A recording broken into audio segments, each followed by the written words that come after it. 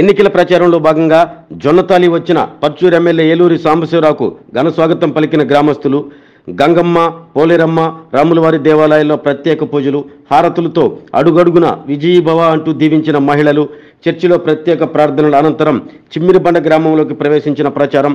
అక్కడ చర్చిలో ప్రార్థనలు, బిఆర్ అంబేద్కర్, జగన్ జీవన్ రావు విగ్రహాలకు పూలమాలలు వేసి ప్రచారంలో పాల్గొన్న ఏలూరి. అనంతరం రాజుగారిపాలెం ఎన్నికల ప్రచారంలో పాల్గొన్న ఏలూరి. హారతులు, పూల వర్షంతో స్వాగతం పలికిన రాజుగారిపాలెం గ్రామస్తులు. మా చీకటి బతుకుల్లోనా వెలుగులు పంచగా రావయ్యా, మా పర్చూరు ఎమ్మెల్యేగా మళ్ళీ మళ్ళీ నువ్వేనయ్యా. ఊరు నగరంలోనా కొత్త పండుగ తెచ్చినావయ్యా, మా కంచంలోనా మెతుకులు నీవయ్యా, కలివేసినావయ్యా.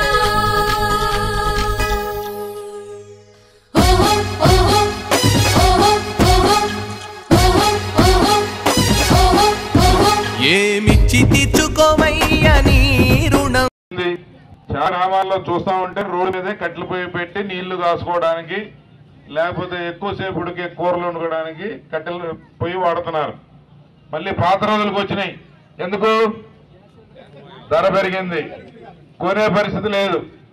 అందుకే ప్రతి కుటుంబానికి 3 సిలిండర్లు ఫ్రీ 1 సంవత్సరానికి. అలాగే 18 సంవత్సరాల నుంచి 60 సంవత్సరాల వరకు ఉన్న మహిళా తల్లులకి నెలకి 1500 రూపాయలు వారి అకౌంట్ లో వేయటం జరుగుతుంది. ఇది ఒక 6. తర్వాత మనందరం రైతులున్నారు, రైతులున్నారు. వారికి 20,000 రూపాయలు ప్రతి సంవత్సరం పెట్టుబడి నిధి కింద 5 సంవత్సరాలు 1,00,000 రూపాయలు మన ప్రభుత్వం ఇవ్వబోతా ఉంది. ఇంకేంటి, నేను మర్చిపోయాను.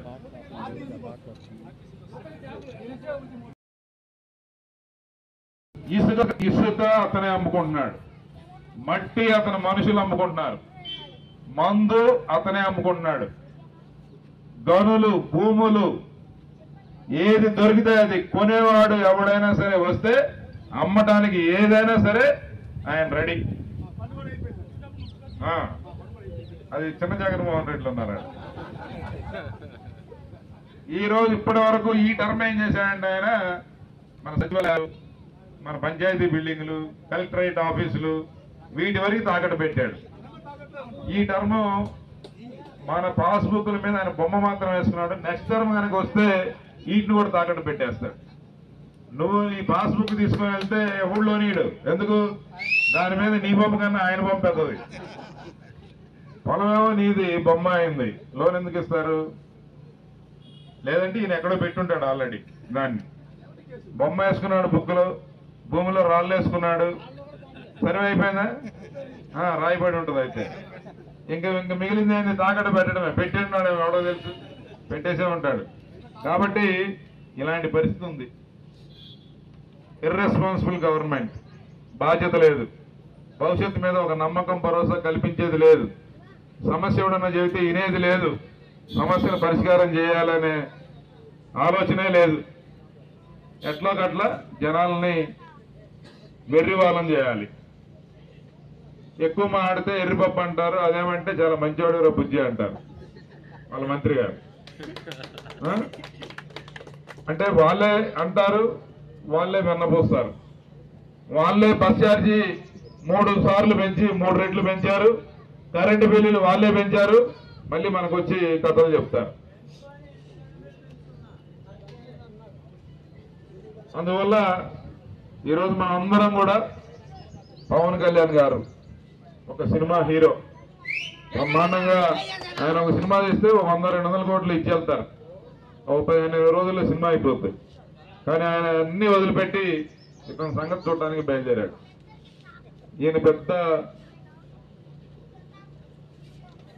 ఈయన ఒక్కసారి 151 ఓట్లు 151 సీట్లు నుంచి ముఖ్యమంత్రి అవ్వగానే ఈయన మనిషి కాదనుకుంటున్నాడు, దేవుడు అనుకుంటున్నాడు. మెగాస్టార్ చిరంజీవి గారు కూడా వెళ్ళి దండం పెట్టాలని చెప్పి కోరిక కలిగింది. ఈయన పిలిపించుకున్నాడు, మనిషిని అవమానించాడు, చాలా మంది బాధపడ్డారు. అలాగే మన రెబల్ స్టార్ కృష్ణరాజు గారి అబ్బాయి ప్రభాస్ని కూడా పిలిపించుకున్నాడు. అలాగే మహేష్ బాబుని పిలిపించుకున్నాడు. ఏందా నీకు ఆనందం? వాళ్ళు హీరోలు, వాళ్ళు ఏదన్నా జనం కష్టంలో ఉంటే 10 రూపాయలు సాయం చేస్తారు, వరదలు వస్తే లేదా ఇంకోటి. వాళ్ళ ప్రొఫెషన్ ఏంటి? మనకి ఒక ఆనందాన్ని అందించడం. వాడు కళామ తల్లి ముద్దు పెట్టాలి బాబు. నువ్వు వాళ్ళని అవమానిస్తే వాళ్ళకి పోయేదేం లేదు, నీకే పడిపోయింది గ్రాఫ్. ఇప్పుడు రెబల్ స్టార్ని మన ప్రభాస్ గారిని నుంచోబెట్టి మాట్లాడితే జగన్మోహన్ రెడ్డి విలువ పెరుగుతుందా? లేకపోతే మనోడు ఏమన్నా ఒక అడుగు తగ్గుతాడా? ఇంకొక అడుగు పెరుగుతాడా? అసలే 6.5 ఉంటాడు. కాబట్టి దేనికి ఇవన్నీ పనికిరాని వరాలు. అతని మైండ్ సెట్ ఆ రకంగా పనిచేపిస్తుంది. ఇట్లాంటి ఆయన జనంకి ఏం చేస్తాడు? జనం గురించి ఆలోచించి రాజుగారి పాలనలో ఏ సమస్య ఉంది, ఇక్కడ వ్యవసాయం చేసే మెట్ట రైతుకి ఏ రకంగా ఆదుకోవాలి, ఇతనికి ఒక బోరు సరిపోతుందా లేదా, ఇతని బోర్లో నీళ్లు ఉండాలంటే దగ్గరలో ఏదైనా చెక్ డ్యామ్ కట్టాలా, లేకపోతే ఏమైనా ఒక ఇంకుడు కొంత కొట్టాలా, లేకపోతే రాజుగారి పాలెం కొండగా ఉన్న గాడి కొట్టాలా, కాంటూర్ కందకం వేయాలా, ఏంటి? ఏం చేస్తే ఆయన బోర్లో నీళ్లు పెరుగుతాయి? ఏం చేస్తే అతను పండించే పంట 10 బస్తాలు 10 గింటాలు లేకపోతే ఇంకొకటి ఎలా పెరుగుతుంది, క్వాలిటీ ఎలా పెరుగుతుంది, అతనికి మంచి ధర ఎలా వస్తుంది? ఇవన్నీ ఎవరు ఆలోచించాలి? ముఖ్యమంత్రి బాధ్యత కాదా?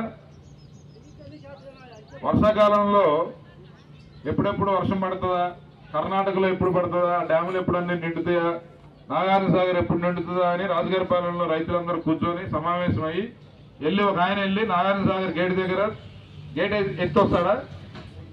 ఎవరు ఎత్తాలి? ప్రభుత్వ బాధ్యత. అది కూడా తెలియదు ఆయనకి. ఆయన ప్రభుత్వం ఎన్ని నీళ్లు ఉన్నాయి, ఎన్ని నీళ్లు కావాలి, ఏ పంట వేస్తే ఏ సమయం నుంచి ఏ సమయం దాకా ఏ పంటకి ఎన్ని నీళ్లు అవసరం మన దగ్గరే ఉన్నాయి. ఈ నీళ్ళని ఎఫెక్టివ్ గా వాడుకోవాలంటే రైతులకు మనం ఏం మెసేజ్ ఇవ్వాలి, ఎలా చేయాలి అనేది మనం ఈ పంట వేయండి అని చెప్పుకోగలగాలి. కానీ 5 సంవత్సరాలు నోటిఫికేషన్ రిలీజ్ చేయాల, వాటర్కి నీళ్లు ఎప్పుడు వస్తాయో తెలీదు, రైతులు ఏ పంట వేసుకోవాలో తెలీదు, నీళ్ళు ఎప్పటిదాకా వస్తాయో తెలీదు, వస్తే వచ్చినాయి పోతే పోయినాయి, నాకు సంబంధం లేదన్నట్టు ఈ ముఖ్యమంత్రి ప్రవర్తన ఉంది. ఇట్లాంటి వ్యక్తికి వైఎస్ఆర్ కాంగ్రెస్ పార్టీ నాయకులు అడుగుతున్న ఈ గ్రామంలో ఎందుకు మీరు ఓట్లు వేపిస్తా ఉన్నారు? ఏంది ప్రయోజనం? మీకేమన్నా ఉపయోగం ఉందా? మీ వల్ల ఈ ఊర్లో ఏదైనా పని అయిందా? 10 మందికి ఉపయోగపడే పని అయిందా? 10 మందికి మీరు ఏమైనా సహాయం చేయగలిగారా? ఎందుకు మరి రాజకీయం మీకు? దేనికోసం రాజకీయం? దేనికోసం వైఎస్ఆర్ కాంగ్రెస్ పార్టీకి ఓటేయాలి? మీరు ఎంతమందిని మారుస్తారు? ఎవరు బాధ్యత తీసుకుంటారు? ఓటు వేసిన తర్వాత బాధ్యత ఎవరు తీసుకుంటారు? ఎవరిని అడగాలి? నువ్వు ఓడిపోవచ్చు, గెలవచ్చు, కానీ ఒక బాధ్యతగా ఉండే పరిస్థితి ఉందా ఆ పార్టీలో? ఒకవేళ అడగాలంటే ఎక్కడికి వెళ్ళాలి నువ్వు? ఇప్పుడు ప్రజెంట్ ఎక్కడికి వెళ్ళాలి? నువ్వు ఓటేసి రేపు లేకపోతే ఇప్పుడు ఓటు వేస్తానని చెప్పి నీకు ఏదైనా పని కావాలంటే నువ్వు ఎక్కడికి వెళ్ళాలి చెప్పు నాకు. అంటే మనం ఇక్కడే ఉంటాం, ఒక పద్ధతిగా రాజకీయం చేయాలనుకున్నాం, చేసినంతసేపు గట్టిగా చేయాలి, పద్ధతిగా చేయాలి.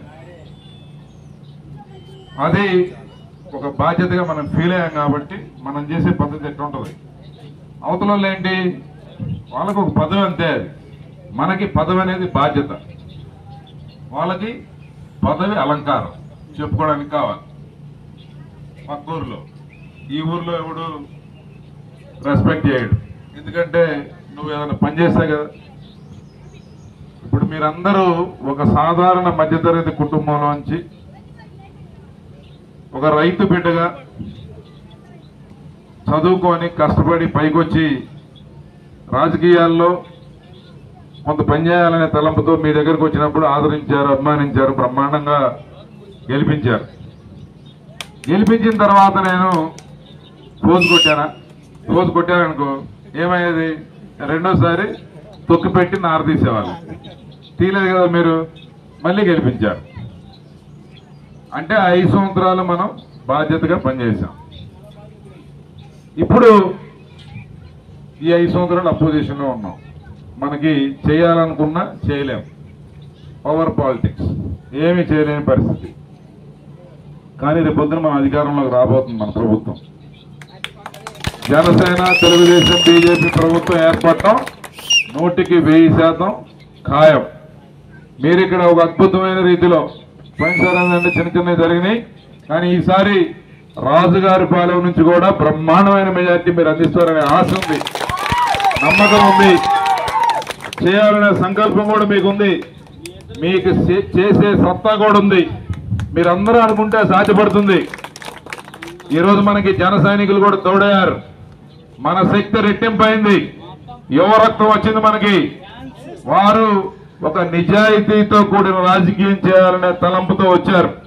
మన సోదరులు, మన మిత్రపక్షం వారు కూడా మనతో కలిసి మనస్ఫూర్తి గట్టిగా చప్పట్లు కొట్టి వారికి అభినందనలు తెలియజేయాలని చెప్పి కోరుతా ఉన్నాను. కాబట్టి మనం ఇప్పుడు శక్తివంతులం. ఈ శక్తిని చూపెట్టాలి, ఓట్ల రూపంలో, రిజల్ట్ రూపంలో చూపెట్టాలి. చూపెట్టి రేపు బాధ్యతగా అంతకు మించిన శక్తితో ప్రజలకి సేవ చేద్దాం. దాంట్లో నేను ముందుంటా. మనం అందరం కలిసికట్టుగా ఆ పని చేద్దాం. కాబట్టి ప్రతి ఇంటికి వెళ్ళండి, ప్రతి తలుపు తట్టండి. మనం ఏంటో వాళ్ళేంటో కూడా చెప్పండి. 1-2 సార్లు ఎక్స్ప్లెయిన్ చేయండి. ఎవరో 100కు 1 2 వదిలేయండి. మిగతా వాళ్ళని మాత్రం వదిలిపెట్టద్దు, పట్టుకోండి. ఎన్ని రకాలుగా చెప్పగలిగితే అన్ని రకాలుగా చెప్పి ప్రతి ఓటు మనకి పడేటట్టుగా, ఒక ఓటు మీ సాంబశివరావుకి, 2వ ఓటు కృష్ణప్రసాద్ గారికి, ఐపీఎస్ ఆఫీసర్. ఒక దళిత కుటుంబంలో పుట్టి కష్టపడి ఐపీఎస్ ఆఫీసర్ అయి తర్వాత 35 సంవత్సరాలు ఉమ్మడి రాష్ట్రంలో సేవ చేసిన వ్యక్తి ఇప్పుడు ప్రజాసేవలోకి వచ్చాడు. ఆయన్ని బ్రహ్మాండమైన మెజార్టీతో మనం గెలిపిస్తే మన తరఫున ఢిల్లీలో ఏదైనా ఉంటే పనులుంటే కొట్లాడతాడు.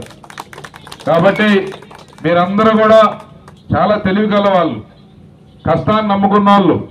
మీకు తెలుసు బాధ్యతకి బాధ్యతారాహిత్యానికి తేడా. మీరు ఎటువైపు నిలబడతారో ఆలోచించండి. అందరిని అడగండి 1-2 సార్లు. జగన్మోహన్ రెడ్డి గారి వాళ్ళకి చుట్టం కాదు, ఏదన్నా అయితే మనం చుట్టాలు అవుతాం, అంతేనా? ఒకప్పుడు చూడండి, అప్పుడే ఏర్పడిన రాష్ట్రం మీరందరూ 14లో బ్రహ్మాండం గెలిపించారు. అప్పుడు పవన్ కళ్యాణ్ గారు కూడా మనకు సపోర్ట్ చేసి బ్రహ్మాండం గెలిచాం. అధికారంలోకి వచ్చాక 18,000 కోట్ల రూపాయలు లోటు బడ్జెట్. ప్రమాణ స్వీకారం చేసిన తర్వాత వచ్చే నెల జీతం ఇవ్వడానికి డబ్బులు లేవు. కరెంట్ కనీసం 10 గంటల పవర్ కట్ ఉంది ఆ రోజుల్లో. రాజధాని లేదు, వేరు కాపురం, తెలంగాణతో విడిపడి వచ్చాం. అప్పటికే చదువుకున్న పిల్లలకి ఏ ఊరికి వెళ్ళినా కనీసం 50-60 బయోడేటాలు ఇస్తా ఉన్నారు. నాకు రాష్ట్రం మొత్తం నిరుద్యోగ సమస్య. అంత దారుణమైన పరిస్థితుల్లో ఆయన ముఖ్యమంత్రి అయిన తర్వాత 5 సంవత్సరాలు మరి ఏం చేశాడో, ఎట్లా చేశాడో ఆ భగవంతుడికే తెలియాలి. బ్రహ్మాండంగా రోడ్లు వేసుకున్నాం. 25,000 కిలోమీటర్ల సిమెంట్ రోడ్లు ఈ రాష్ట్రంలో నిర్మాణం జరిగింది. 1వ తారీఖు జీతం సంచనగా ఇచ్చారు. 43% ఫిట్మెంట్ ఇచ్చారు. అలాగే తర్వాత ఎవరు ఉద్యోగం కావాలని అడగల, ఎందుకంటే చదువు అయిపోయినప్పుడే ఎక్కడో దగ్గర ఆ పిల్లాడికి ఉద్యోగం వస్తా ఉంది. అతను 10 రూపాయలు పంపిస్తున్నాడు, ఇంటి దగ్గర తల్లిదండ్రులు సంతోషంగా ఉన్నారు. అలాగే ఎన్నో అభివృద్ధి కార్యక్రమాలు, పోలవరం దగ్గర నుంచి, పట్టిసీమ కట్టడం దగ్గర నుంచి, రాజధాని నిర్మాణం దగ్గర నుంచి, మన ఊర్లో కిలోమీటర్ చెక్ డ్యామ్ దగ్గర నుంచి, జలసిరి బోర్ల దగ్గర నుంచి, అలాగే ట్రాన్స్ఫార్మర్లు ఎన్ని కావాలండి అన్ని, ఎలక్ట్రిక్ లైన్లు, ఇది అదే అని లేదు. ఒక ఇన్ఫ్రాస్ట్రక్చర్ డెవలప్ చేయాలి. ఒక బోరేస్తే కనీసం ఆ రైతు ఓపుకున్న 20-30 సంవత్సరాలు ఆ భూమిలో సాగు నీరుతో ఒక కూరగాయ పంట లేకపోతే ఇంకో పంట వేసుకోవచ్చు. అదే భూమిలో బోరు లేకపోతే ఏ పంట పడితే ఆ పంట వేయలేడు, ఎప్పుడు పడితే అప్పుడు వేయలేడు. దానికి దీనికి చాలా తేడా ఉందా లేదా? చంద్రబాబు గారు పనిచేసే విధానం అట్లా ఉంటుంది. కాబట్టి ఇక్కడ ఈ రకంగా మనకి అన్ని పనులు చేసుకున్నాం అప్పుడు. కానీ జగన్మోహన్ రెడ్డి కుర్రాడు బాగా కథలు చెబుతున్నాడు. ఈ కథలు ఏమన్నా నిజమవుతాయేమో ఆశపడ్డారు జనం. మందు కూడా ఆపేస్తా అన్నాడు పాపం. పెన్షన్ 3000 చేస్తా అన్నాడు. లేకపోతే చాలా ఆయన చెప్పాడు కాబట్టి అవన్నీ చేస్తాడనుకొని జనం ఓటేశారు. పెన్షన్ 5 సంవత్సరాలు పట్టింది నేను 3000 చేయడానికి.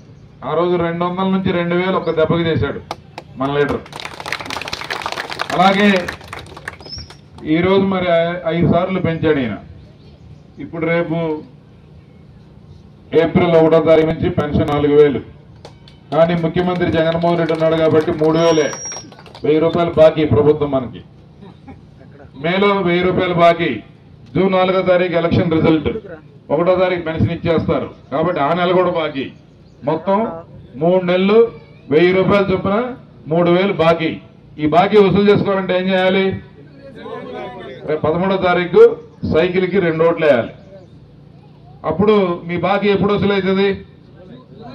జూలై 1వ తారీఖు పొద్దున్నే 7 గంటలకి మీ ఇంటి దగ్గర 7000 రూపాయలు ఇచ్చి మీ బాకీ మీకు చెల్లించడం జరుగుతుంది. ఇది జరగాలంటే ఏం చేయాలి? సైకిల్ కొట్టేయాలి. సైకిల్ గుర్తు ఎవరు గుర్తు? చంద్రబాబు నాయుడు గారి గుర్తు. సైకిల్ గుర్తు ఎవరు గుర్తు? సాంబశివరావు గుర్తు. సైకిల్ గుర్తు ఎవరు గుర్తు? పర్చూరులో పవన్ కళ్యాణ్ గారిది, పర్చూరులో జనసేనది, అలాగే బీజేపీ పార్టీది, అలాగే మన ఎంపీ కృష్ణప్రసాద్ గారిది.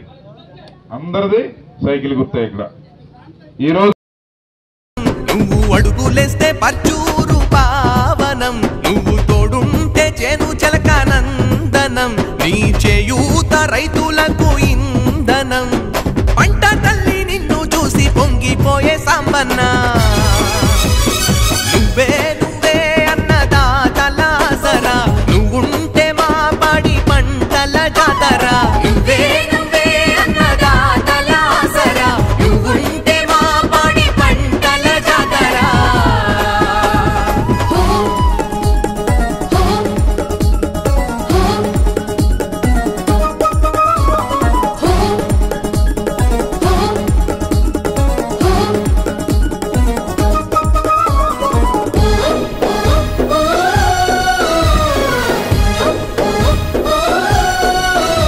నీ పాదాలు తాకి నేల పరవశించేనే, మా దాహాన్ని తీర్చి ఏరు పులకరించేనే, పాడి పంటలన్నీ స్వాగతాలు పలికేనే, పశువులన్నీ గంతులేసి దూకి ఆడేనే, పంచభూతాలు నీకు ప్రాణాలై నిలిచినాయి, ప్రజలంతా నిన్ను చూసి జయజయలు పలికినారే, అధినేత చంద్రన్న మెచ్చిన మా నాయకుడా.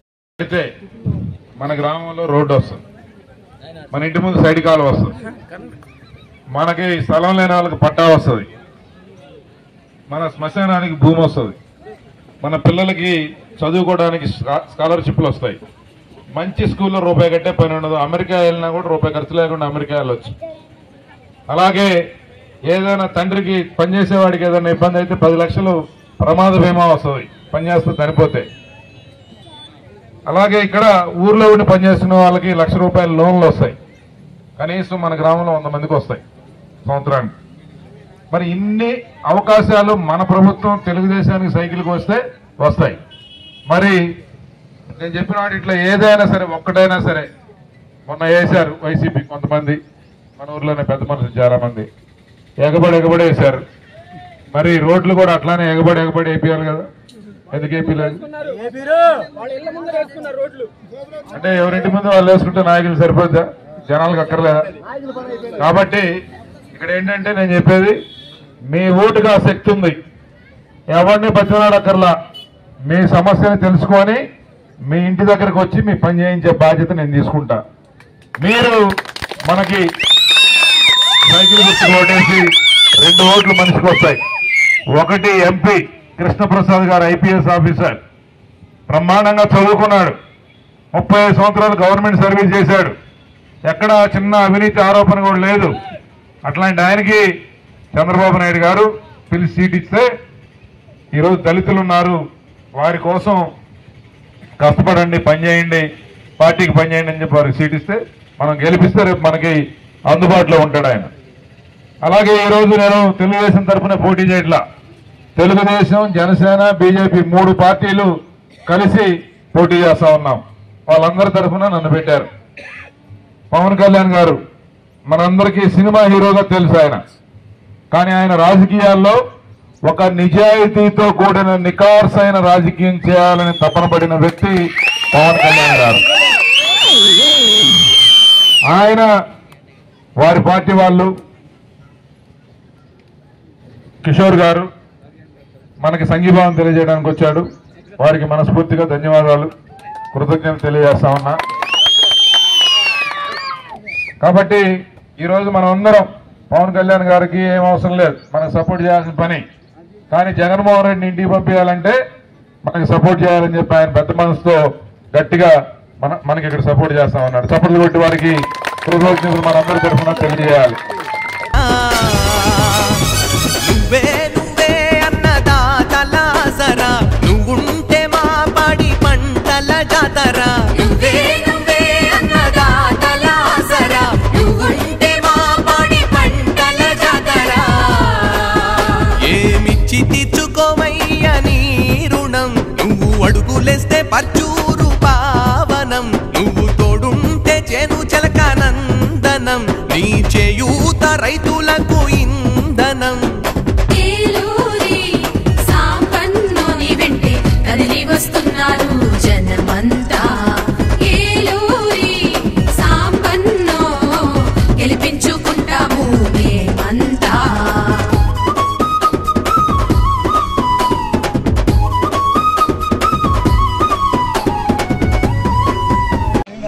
ప్రతి నెల 3,000 వస్తుంది. ఇప్పుడు జూలై నుంచి 6,000 వస్తుంది. ఏప్రిల్, మే, జూన్ 3 నెలలకు 3 9,000 బాకీ. ఈ బాకీని మన ముఖ్యమంత్రి తీరుస్తాడు. అక్కడి నుంచి ప్రతి నెల వికలాంగులకు వచ్చే పెన్షన్ 6,000 రూపాయలు. అలాగే 18 సంవత్సరాల నుంచి 60 సంవత్సరాల లోపు, అంటే పెన్షన్ కి ఎలిజిబిలిటీ కాకుండా మిగతా వయసులో ఉన్న ఆడవారికి 1,500 రూపాయలు ప్రతి నెల మీ అకౌంట్ లో జమ అవుతుంది. ప్రతి నెల 1,500 మీకు ఖర్చుల నిమిత్తం ఎవరి మీద ఆధారపడకుండా మీకు మందు బిల్లులకు కానీ లేకపోతే ఇతరత్ర ఇంట్లో అవసరాలకు కానీ 1,500 రూపాయలు ప్రతి నెల 18 సంవత్సరాల నుంచి 60 సంవత్సరాల వయసులో ఉన్న వాళ్ళకి. ఇప్పుడు ఇట్లా చంద్రబాబు నాయుడు గారు ముఖ్యమంత్రి అయితే వస్తుంది, దానికి నువ్వు ఓటేయాలి.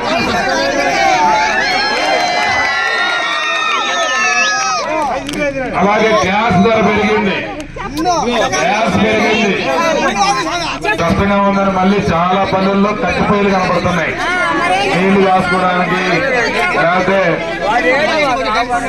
ఎక్కువసేపు ఏదైనా ఆదివారం పూట వండుకునేది కానీ ఇవన్నీ కూడా కట్టెల పొయ్యి మీద వండుతున్నారు. అందుకని ప్రతి ఇంటికి 3 సిలిండర్లు ఉచితంగా మన ప్రభుత్వం ఇవ్వబోతా ఉంది. అలా ఎమ్మెల్యే అవడం కోసం కాదు, ఈ ఎన్నికలు మంచి మెజార్టీతో మనం గెలిపించాలి. ఎందుకంటే రాష్ట్ర భవిష్యత్తు ఈ ఎన్నికల ఫలితాల మీద ఆధారపడింది. మన భవిష్యత్తు, మన బిడ్డల భవిష్యత్తు ఈ ఎన్నికల ఫలితాల మీద ఆధారపడింది. అంతకుముందు 200 రూపాయలు పెన్షన్ వచ్చేది. చంద్రబాబు నాయుడు గారు ఒక దెబ్బకి 2,000 రూపాయలు చేశారు, అవునా కాదు? ఇప్పుడు దాన్ని 3,000 చేస్తానన్న పెద్ద మనిషి 5 సంవత్సరాలు 250 పెంచి ఇప్పుడు 3,000 చేశాడు. మళ్ళీ ఇప్పుడు కూడా ఏం చెప్తా ఉన్నాడు, వచ్చే 5 సంవత్సరాల్లో దాన్ని 4,000 చేస్తానండి. చంద్రబాబు నాయుడు గారు అంతకు ముందు 2,000 చేశాడు ఆయన. అందుకే ఇప్పుడు 3,000 4,000 చేస్తా ఉన్నాడు. ఎప్పటి నుంచి? పోయిన నెల నుంచి. ఈ నెల నుంచి, ఈ నెల 1వ తారీఖు నుంచి, ఈ నెల 1వ తారీఖు కలిసి ఇచ్చేశారు 1,000 రూపాయలు బాకీ జగన్మోహన్ రెడ్డి గారు మనకి. రేపు వచ్చే నెల కూడా ఈ ప్రభుత్వం ఉంటుంది, ఆ పై వచ్చే నెల 1వ తారీఖు కూడా ఈ ప్రభుత్వం ఉంటుంది. కాబట్టి 3 నెలలు 3,000 బాకీ. ఈ 3,000 బాకీని, జగన్మోహన్ రెడ్డి గారు చేసిన బాకీని చంద్రబాబు నాయుడు గారు ముఖ్యమంత్రి అయి జూన్ 4వ తారీఖు రిజల్ట్ వచ్చాక జూలై 1వ తారీఖు నుంచి ఇచ్చే పెన్షన్ లో ఈ 3,000 కలిపి, అప్పుడు 4,000 కలిపి ఇప్పుడు పెన్షన్ తీసుకునే ప్రతి ఒక్కరికి 7,000 రూపాయలు, 7,000 రూపాయలు ఇంటికి తీసుకొచ్చి పొద్దున్నే 7 గంటలకి నిద్ర లేపి మంచం మీద కూర్చొని ఆరోగ్యం గురించి కనుక్కొని 7,000 రూపాయలు చేతిలో పెట్టి వెళ్తారు. జూలై 1వ తారీఖు ఇది జరగాలంటే మనం మన పార్టీ సైకిల్ గుర్తు ఓటేసి గెలిపించుకోవాలి.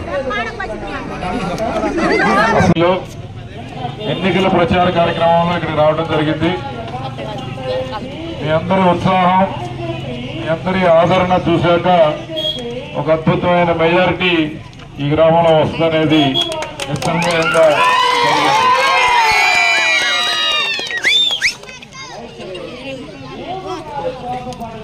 ఎన్నో మాయ మాటలు చెప్పి అధికారంలోకి వచ్చిన జగన్మోహన్ రెడ్డి గారు 5 సంవత్సరాలుగా ఈ రాష్ట్రాన్ని చాలా దారుణాతిదారుణంగా పరిపాలన సాగించాడు. మందు ఆపేస్తానని చెప్పాడు. మందు విచ్చలవిడిగా అమ్ముతా ఉన్నాడు. ప్రభుత్వం 60 రూపాయలు బాటిల్ ఉండేది 200 రూపాయలు చేశాడు. దాని ద్వారా ఈరోజు ఆర్థికంగా భారమే కాకుండా నాణ్యత లేకపోవటం వల్ల మొత్తం ఆరోగ్య సమస్యలు వస్తా ఉన్నాయి. చాలా గ్రామాల్లో, ముఖ్యంగా పల్లెల్లో ఎక్కువ మంది మందు తాగే వాళ్ళు కనీసం 5 నుంచి 10 మంది చనిపోయారు. 5 నుంచి 10 మంది మంచాన పడ్డారు. చాలా ఆరోగ్య సమస్యలు వస్తా ఉన్నాయి. ఆయనకు డబ్బులు వస్తే ఎలాంటి పిచ్చి మందులైనా అందిస్తారు. కాబట్టి మంచి ఉద్యోగాలు వచ్చి మనం చూసుకుంటారని చెప్పి భ్రమపడ్డాం. కానీ ఈరోజు చదువుకున్న పిల్లలు, ముఖ్యంగా ఎస్సీ కాలనీలో చదువుకున్న పిల్లలు ఈరోజు రైతు కూలీలుగా తయారైపోయారు. పొలం పనులకు వెళ్తా ఉన్నారు, కూలీలుగా మారారు. అలాగే ఆటో డ్రైవర్లుగా, లేకపోతే ఆటో ఓనర్లుగా, ట్యాక్సీ ఓనర్లుగా మారారు. ఇలాంటి పరిస్థితి ఎందుకు వచ్చింది?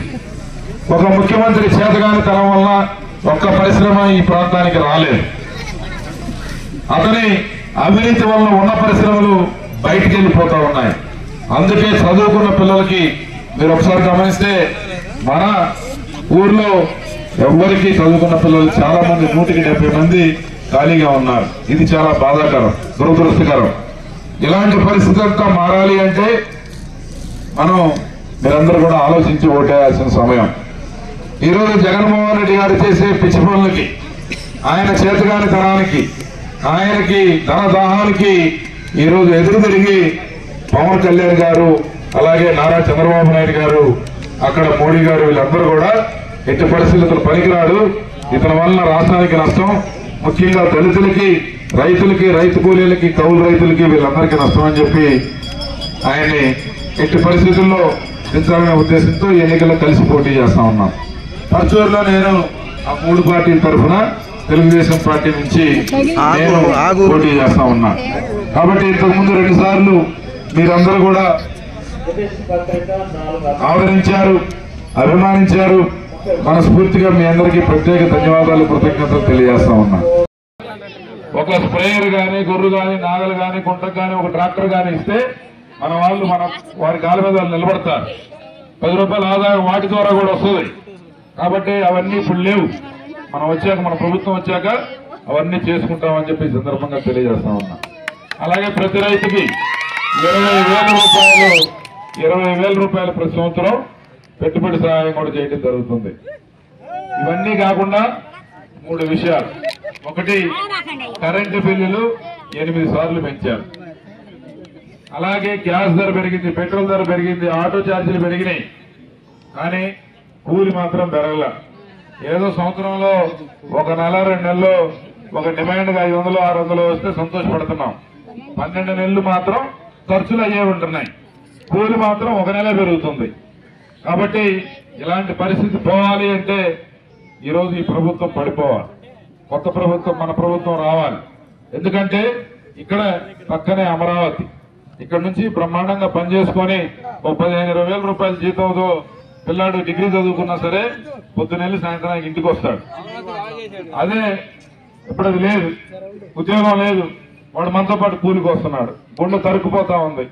ఎందుకంటే కష్టపడి సంపాదించి తినక పిల్లల్ని చదివిస్తే వాళ్ళు ఈరోజు రైతు కూలీలుగా మనతో పాటు చేస్తా ఉన్నారు. పిల్లాడికి బాధగా ఉంది, తల్లిదండ్రులకి భారంగా ఉంది. కాబట్టి ఇలాంటి పరిస్థితి పోవాలంటే మన దగ్గర కూడా ఉద్యోగాలు రావాలి, పరిశ్రమలు రావాలి, చదువుకున్న పిల్లలకి మంచి భవిష్యత్తు ఇవ్వాలి. అలా ఇచ్చే పరిస్థితి ముఖ్యమంత్రికి లేదు.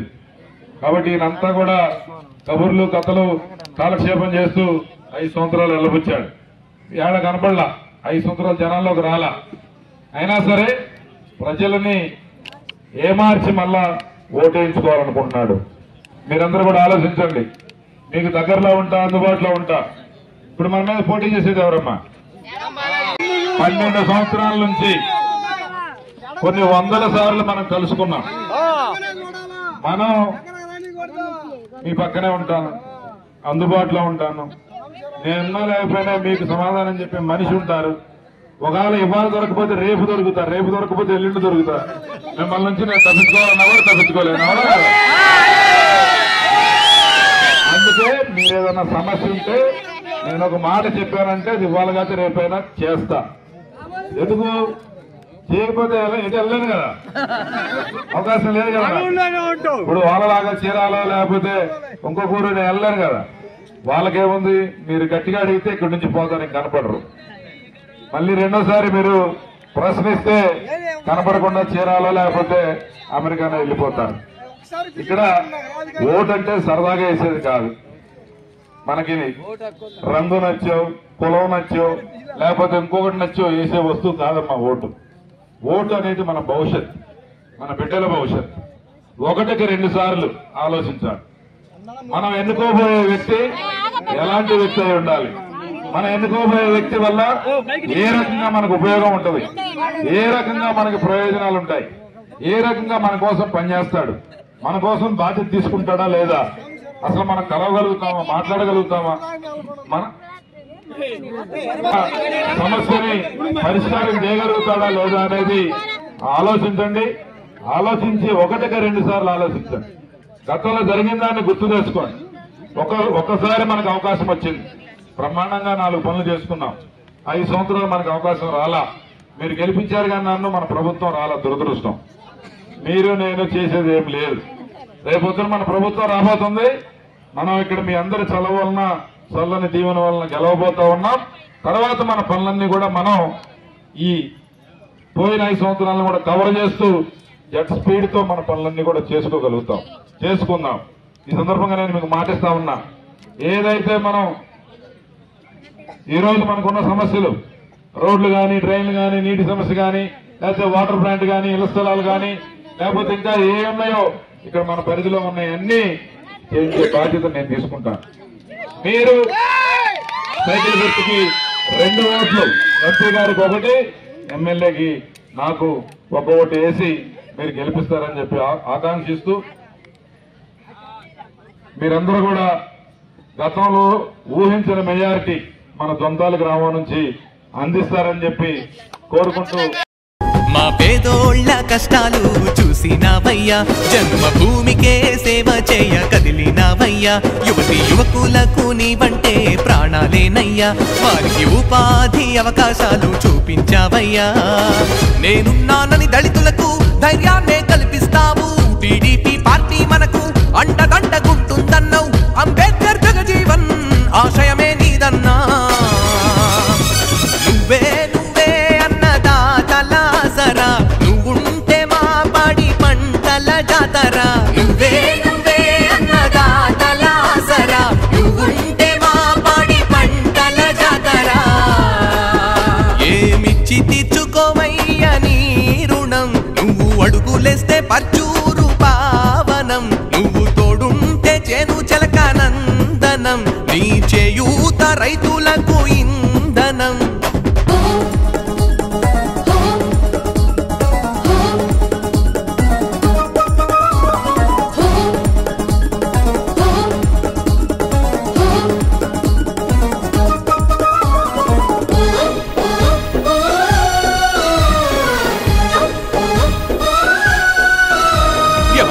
లాభసాటిగా మార్చినావయ్యా, కొత్త పద్ధతులను రైతన్నలకు నేర్పినావయ్యా. ఏలూరి ట్రస్ట్ మాకు వరమై నిలిచింది, అది ముసలోళ్ళ కంటి చూపై దీవెనలిస్తోంది. బ్రిడ్జీలు, చెక్కు డ్యాములు, తడతడలాడే రోడ్లు, రైతన్నల ఇంటి ముంగిట కళకళలాడే పంట రాసులు, మా పాడి పంటల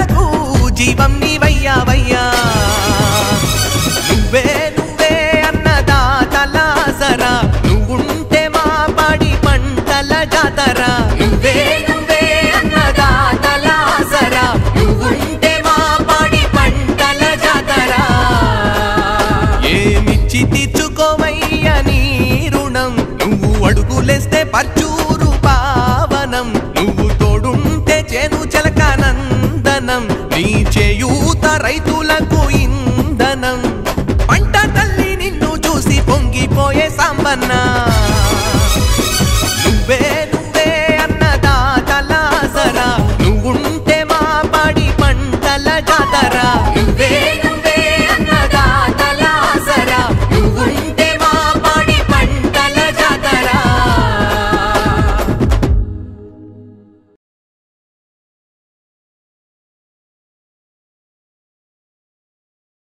ఇది ఇప్పుడు ప్యాక్ చేయండి. గాజులు వచ్చే నెల తీసుకుంటానులే. వచ్చే నెల ఎందుకు? అంటే పెద్ద ఇన్వెస్ట్మెంట్ కదా, మొత్తం ఒకేసారి కొనడం ఎందుకని. అలా చేస్తే వచ్చే నెల బంగారం ధర పెరిగిపోతుందేమో. కావాల్సినవి తెలిసినప్పుడు కొనడానికి మాత్రం కన్ఫ్యూజన్ దేనికి? మలబార్ అడ్వాన్స్ వెడ్డింగ్ ప్లాన్ ఉందిగా, చెప్పండి. మీరు కొనాలనుకుంటున్న బంగారం మొత్తంలో 10% అడ్వాన్స్ పే చేస్తే చాలు. మేము దాన్ని ఈ రోజు బంగారం ధరకే బ్లాక్ చేసి ఉంచుతాం. ఫైనల్ పర్చేస్ అప్పుడు మీరు బుక్ చేసుకున్న ధర లేదా కొనుగోలు చేసే రోజు ధర రెండిట్లో ఏది తక్కువైతే ఆ ధరకే పొందొచ్చు. అంటే రిస్క్ చిన్నది, ఆనందం పెద్దది.